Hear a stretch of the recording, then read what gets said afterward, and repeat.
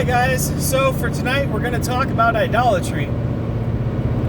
I heard a story this week about a young man who decided to make his own religion, and he took a log and decided that the log was going to be holy and he was going to serve the log and take care of the log, and he's gotten a couple followers, and some of his friends were arguing about whether or not this was a religion or not.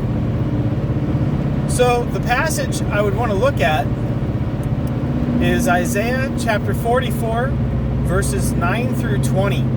I'm driving home, so I can't read them to you at the moment. But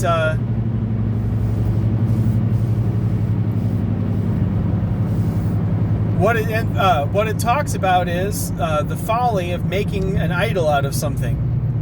And God actually describes the process, and it sounds a lot like what this young man does.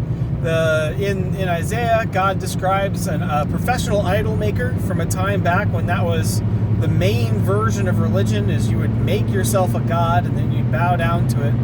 And God describes, you pick a tree, or you plant a tree that you decide is going to be special or holy, and you watch it grow and you cut it down, and of course you got way too much wood than you would need to make an idol.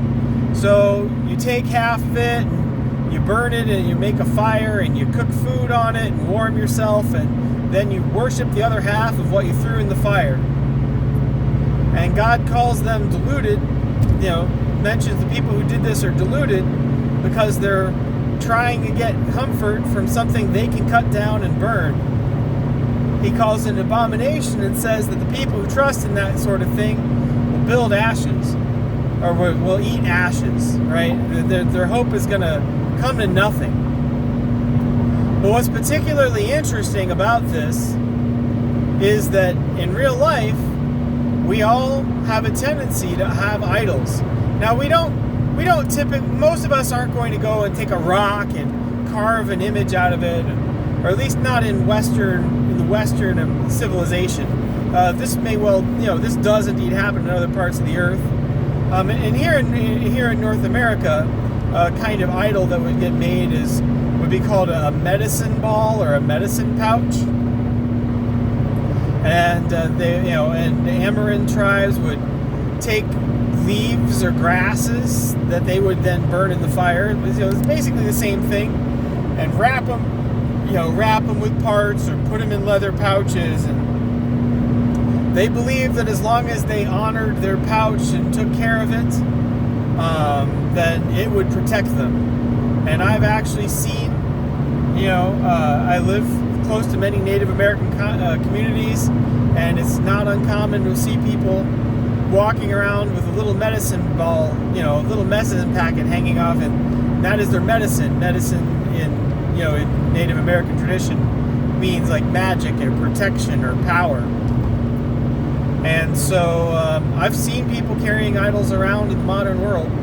And if you do it the old-fashioned way, the way that the Old Testament describes, is it a religion? Well, are you trusting in it? Are you making it sacred and holy and special? Is it a priority in your life? Right? Now, if that's true, then I'd have to say it's a religion. But we all have idols in our life. We all have something in our heart that tends towards idolatry. It might look like different things for different people. Some people might make money an idol, right? So instead of carving out a hunk of wood or a piece of metal, they're going to go and they're going to build a bank account, right? Their idol is going to be a string of numbers that represents how much they own, and that can be their idol. Family can be an idol if you put family above God. Now, I've heard this bopped around in theology terms, that idolatry is taking something that is good and making it God. Now, is wood good? God has really blessed us with wood. We can make homes out of it. We can keep ourselves warm in the winter and cook food with it.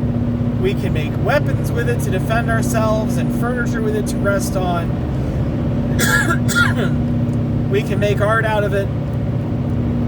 Wood is a good thing. But if you make wood into a statue of something and say, This is my deity, a bibni boo. Oh, a bibni bubba, please save me. That wood can't save you.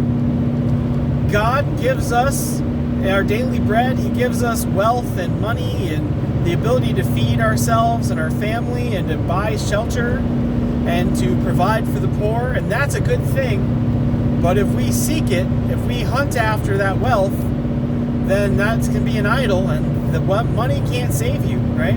If you have all the money in the world and you find out that you've got terminal cancer or you've got, some disease that's going to kill you, what good is your money going to be? You'll be more comfortable as you die.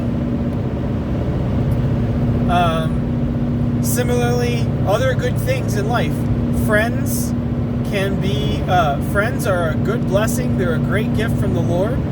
But if you want to look at making friends an idol, where you put friendship above God, I think gang membership is a great example, right? Where you live and die for the gang, and you'll break all the rules and hurt people for the gang instead of loving your neighbor as yourself. That's a good example of making friends idol. No need to point out a lot of examples about making sex or family idols. Those are both good things, but Jesus said that whoever loves his father or mother more than me isn't worthy of me. That's a way that we can be an idol. We can worship idols.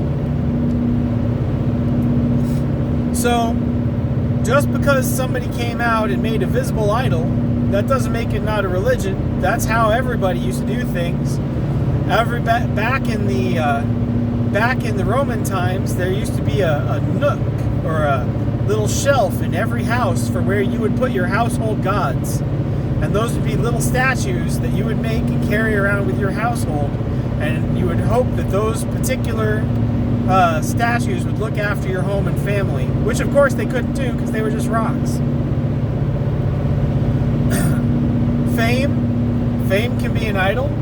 It's a blessing to be well respected by people, but if you're trusting in that, just go on the internet sometime and look up a "Where Are They Now" post, and you're going to see an endless amount of pictures of people who used to be famous and now they're cleaning houses. Or one of my favorite actors when I was growing up is now a hairdresser. That's how he makes his living, is he cuts hair. And more power to him. There's no shame in that. But he didn't stay famous or rich or famous forever. Not even close.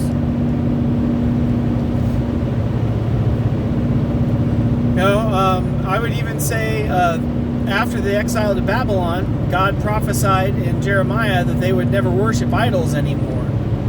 And that's true. They never made idols for themselves. Instead, they came back and they made an idol of themselves. And the Pharisees made their own version of Scripture called the Oral Torah, and they said it was more authoritative, that God Himself couldn't change it, and that they would and they attacked Jesus for not following their man-made traditions. That's another example of idol. You can make an idol out of grades, although we should get good grades. Remember that making an idol is taking something that's good and making it God. So we can make idols out of almost anything, but you can certainly make it out of wood or metal. And God talks about this a lot. You want to go back and look at it, you can read Isaiah chapter 44, verses 9 through 20, as God breaking down how futile the idols that everybody was trusting in really were. Well, that's about it for me. If I come up with more to talk about, I'll record more on my drive home. God bless. I hope you have a great day.